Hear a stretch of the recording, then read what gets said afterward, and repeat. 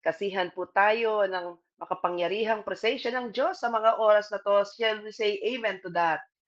Amen po ba? God will be with Amen. us. Amen. Amen. Amen. Hallelujah, Amen. Amen. hallelujah. So, muli po, isang mapagpalang araw po sa ating lahat. Do you believe that God will bless us today? Amen. Amen. Amen. Amen, Every amen. day, Amen.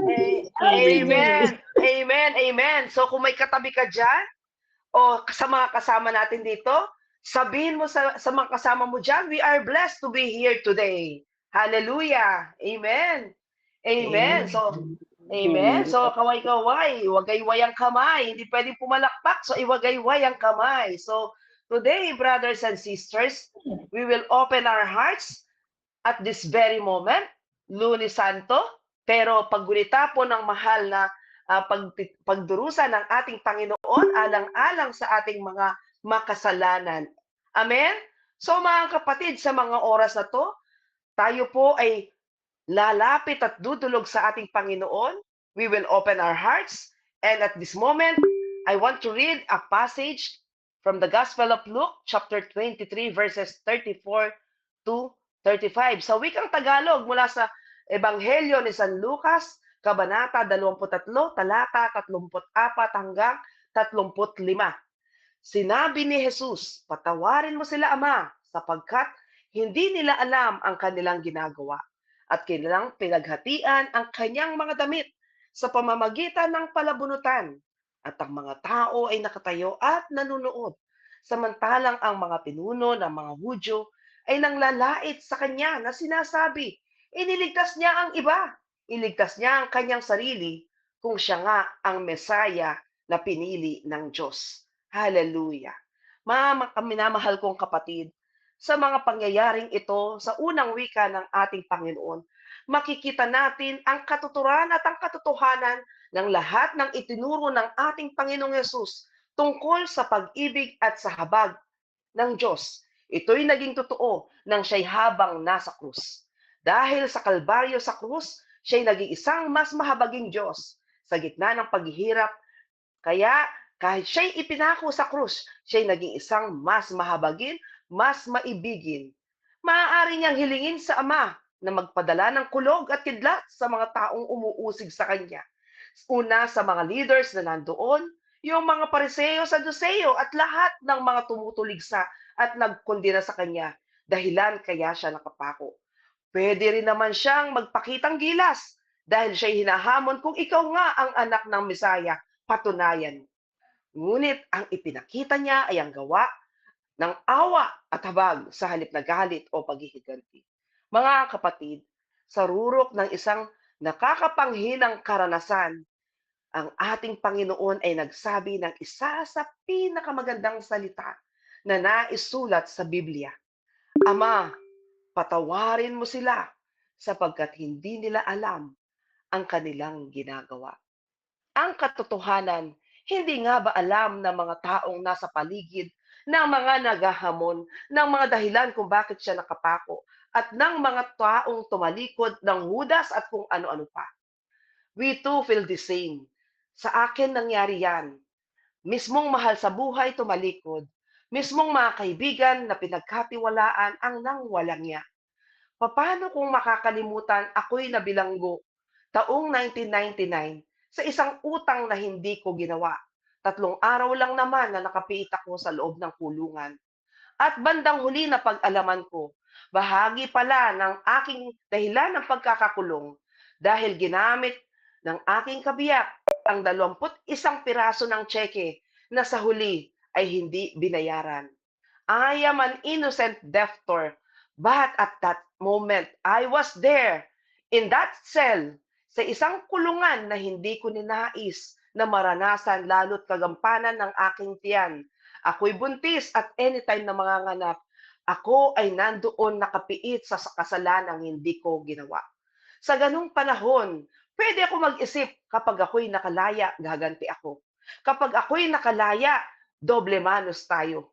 Ngunit ang Panginoon ang nagpaalala sa panalangin na laging inuusal bahagi ng aking dinadasal at tayo rin lagi nating dinadasal. At patawarin mo kami sa aming pagkakasala tulad ng pagpapatawad namin sa nagkasala sa amin. Humarap po ako sa korte ng ilang ulit upang patunayan kapag sinasabihan akong People of the Philippines versus Vilma Ortaliz, Estapa case and BP 22. At lagi kong sinasabi, I am not guilty. Hindi nga ba ako guilty? Ngunit sa mata ng batas, natatakan ako, nabasahan ng sakdal, hinawakan ko ang placards na nakasulat ang case number, pinicturan ako ng nakaharap, bandang pakanan at pakaliwa, meron akong mugshot na dumungis sa aking pagkatao, na wala ng dignidad dahil tinatawanan ng mundo, isang estapadora, ni Cinco, hindi ako ang gumamit. At ang huli, napatunayan ko, mga minamahal kong kapatid, bahagi naman pala ng mga tseke ay nabayaran din naman. Ngunit, naging mapag-imbot din yung pinagkautangan. Ginamit pa rin niya ang mga ilang pirasong tseke, bagamat ito'y napagbayaran na. Greed, ika nga, umiral ang pagkagahaman ng isang taong naghangad na siya ay magkamal ng salapi. Doble at kabilaan ng sakit tila tabak na tumihiwa sa aking pagkatao.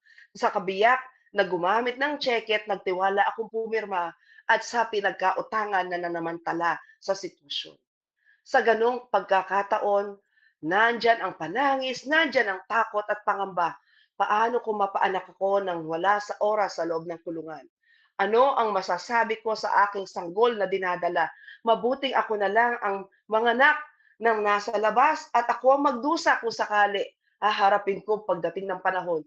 Ngunit mabigyan ng pagkakataon ng aking anak na maisilang sa isang disenteng lugar. Nanalangin, umiyak, hanggang dumating ang habag at awa ng Panginoon.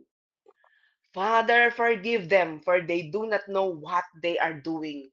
Natutunan ko ito na ang Panginoon, sinambit niya ito. Hindi alam ng kabiyak na maaari pala akong makulong sa salang kanyang ginawa. At hindi alam ng nag-akusa na pwede siyang balikan ng batas at mapahiya. Sa panahon na yon, umiral po ang pinahayag ng Panginoon. Patawarin mo sila. The innocence of wrongdoing. Be acquitted sa mga pagkakasalang hindi karapat-dapat pagdusahan.